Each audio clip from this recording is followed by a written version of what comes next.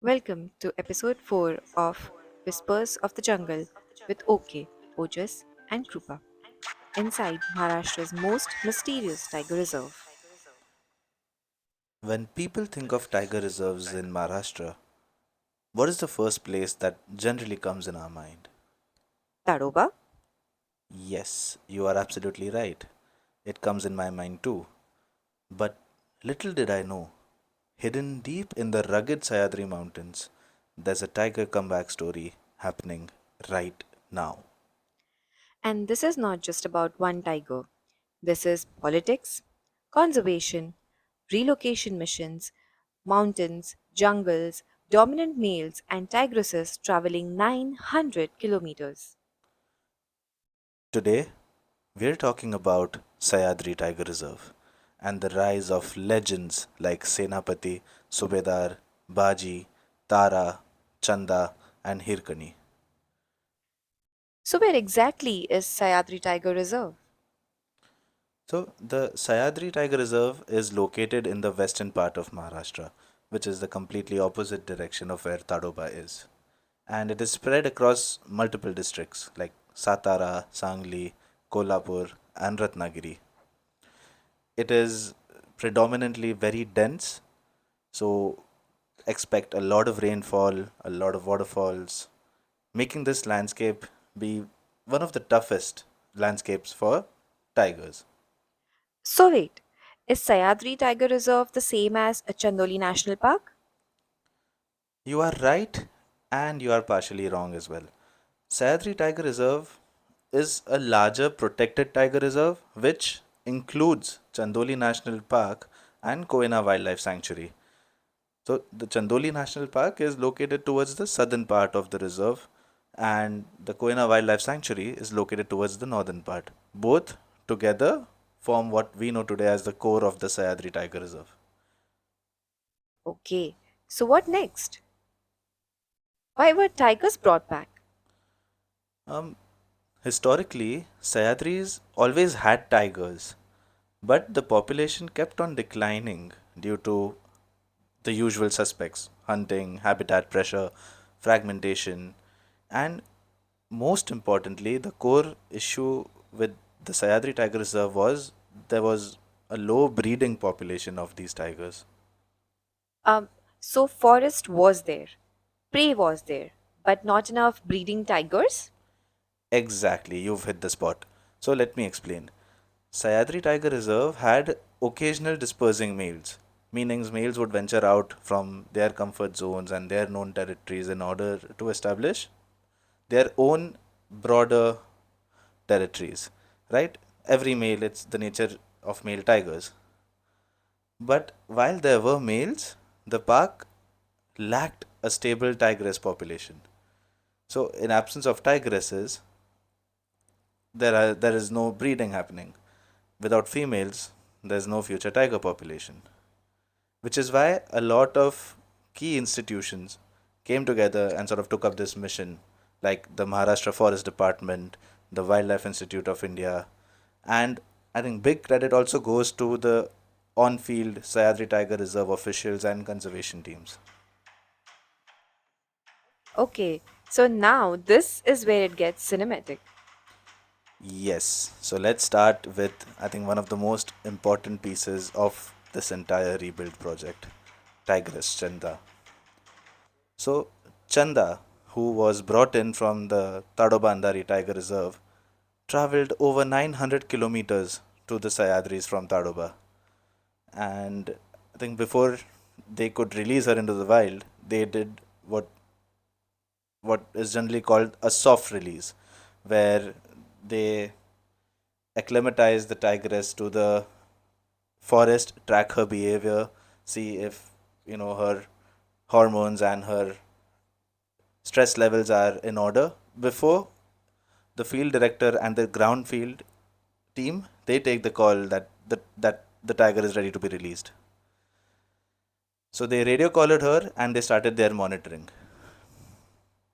And just to add a small interesting point, why they specifically chose Chanda is the daughter of the legendary tiger Chota Matka from Tadoba. So now you see why they brought in this specific tigress, because she had very strong genes. And while she was the daughter of Chota Matka, she was also the granddaughter of Wagdu, who was during his time one of the largest tigers of central India. So just a fun fact. Oh, this is completely new for me. Yep. And then came Tara. Yes. So a lot of us had some confusion who came first, but we know that Chanda came in first, followed by Tara. So she was the second tigress which was introduced in the Sahyadri Tiger Reserve. It was another major step to foster a good breeding population in the reserve. And Tara just naturally settled very successfully in the Chandoli landscape, which is the lower part of the reserve again, as we had discussed earlier. And at this point, Sahyadri had basically become Maharashtra's most ambitious wildlife reboot project, so to say. And after Chanda, the third tigress that was brought in was Hirkani. Amazing name, by the way. Yeah, and it is a beautiful name indeed. Interestingly, while Chanda and Tara were both brought in from Tadoba, Hirkani was brought in from Pench Tiger Reserve. And while Chanda and Tara had both started settling in the Chandoli landscape area, Hirkani was released into the Koyana landscape, which is towards the northern part of the reserve. Because even there, the goal was to improve genetic diversity, right? And at that point, the resident male in that area was Baji. And we'll get to the males just shortly. And the best part about Hirkani's release was when she was brought into the Sahyadris, she was transported by boat into the core forest area. So that was that one note specifically for Hirkani. So let's get to the ruling males of the landscape. Now this feels like Game of Thrones. Yes, it only gets better now. So, three dominant males, three territories, one mountain kingdom. Senapati. Senapati was the first tiger, also his code name was STRT1, meaning Tiger 1. As the name states, uh, literally means a commander or a general. And Senapati was one of the earliest established males in the STR region. This is such a dominating tiger name. Absolutely. And he was indeed the first tiger who successfully established his own territory and occupied one of the biggest regions in within the reserve. So yeah. After Senapati there was Tiger T2, who was named Subedar. And he made his dominant area towards the Chandoli side, towards the southern part of the area. Again, he commanded a vast territory, and well, Subedar sounds less like a tiger and more like a Marathi army chief name, right? And the third tiger, who was STRT3, named Baji, he was more dominant in the Koena landscape, the same area where Hirkani was released. And that's why the idea was to release Hirkani in Baji's area so that they could mate and establish a breeding and a successful tiger population towards that part of the reserve.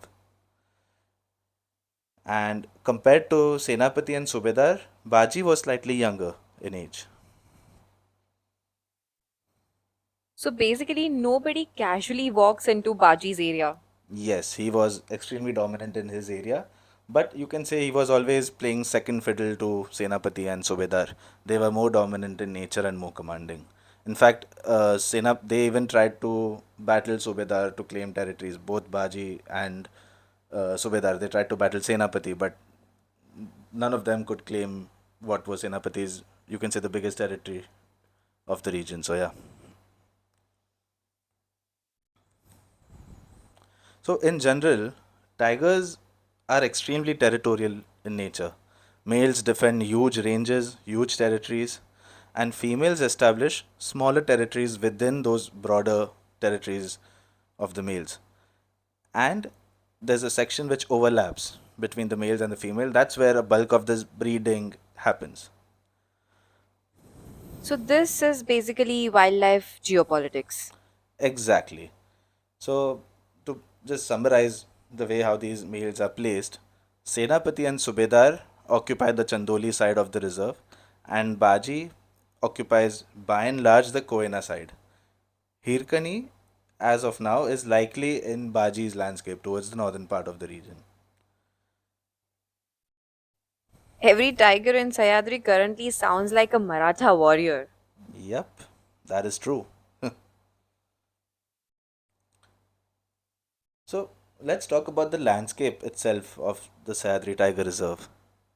It has dramatically steep valleys, cliffs, dense forests, heavy monsoons, as I had mentioned earlier, and foggy mountains. This is typically after rains and also towards December Jan in the winters. This is not your open safari style tiger reserve. Yep, true. Tigers here are harder to track and photograph, and I think this also makes the sightings extremely rare and often unforgettable. Um, let's not forget all the other wildlife that's at their disposal. Sahyadri isn't just about tigers. It has a thriving leopard population, gores, sambars, barking deer, mouse deer, wild dogs, or dholes, and giant squirrels. And gores are basically tanks with horns. Yes, and I think Sahyadri has a very big population of gores, and the more healthy prey is always the key for a tiger comeback. And along with all these animals, Sahyadris also have a lot of local plants, medicinal plants, local fruit plants. They all sort of add to the beauty of the landscape, and that's what makes this place such a biodiversity rich, and it's become essentially a hotspot. Ah, understood. So how do we get there from Mumbai? So by road, you would probably go from Mumbai to Satara and Karad, and then that'll take you down from Chandoli. You'll have to cross the infamous Lonavala Pune Expressway, where we've all been stuck at some point in our life. But roughly, it should take around 8 to 9 hours of driving time. And honestly, the drive to the Ghats itself feels so serene and beautiful. Correct. And there's always, you must get your safaris booked in advance. The forest gets extremely beautiful after the monsoon, which of course makes sightings even more hard in a landscape which is anyway hard to spot tigers. But the forest and just the dense nature of the trees and the landscape is mesmerizing. So, what's happening now? So, as per whatever I've pulled together using my resources, the latest developments seem to be very promising. The tigresses are settling in successfully. Their collars have been removed after they all got adapted to the landscape. And also the camera traps found out identified new territorial males. Some of these have never been recorded till date. That just makes this entire geopolitical tiger situation make even more interesting. So, this is the story still unfolding right now? Yes, it is. So, Sahyadri isn't just another tiger reserve. It's a second chance. And maybe one of India's most underrated wildlife stories. Correct.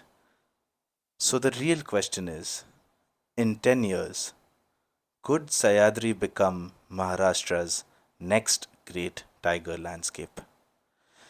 We shall find out in the years and the months to come. And which tiger becomes the true king of the Sahyadris? Guess we'll find out soon.